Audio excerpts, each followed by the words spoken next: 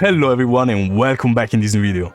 In today's video I'm going to show you how to install the HYTALE launcher on Linux, so let's begin. So the first thing to do is to log in into the HYTALE website with your account and click on download the launcher right here, and then we're going to download the launcher for Linux.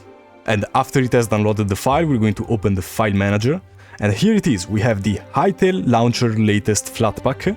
So on most distros, on the vast majority of distros, you can just double click this file and it will open either Discover or GNOME software or some other software manager that your distro is using. And you can just click install from file, install, or install from local bundle like Discover says. And so with one click install, you can just install this HYTALE launcher graphically with just one click. But if you're on other distros like Arch Linux and maybe you don't have a software manager like Discover or GNOME software installed and double clicking on the file does absolutely nothing, then you can just install this file from the terminal. In order to do that, you just right click on an empty space in your file manager, open terminal here, and then you type Flatpak install, and boom, you can just drag and drop the file from the file manager to the terminal, and then you press enter. It will ask you for the password, and so you type Y, which stands for yes, to install, then you type Y again,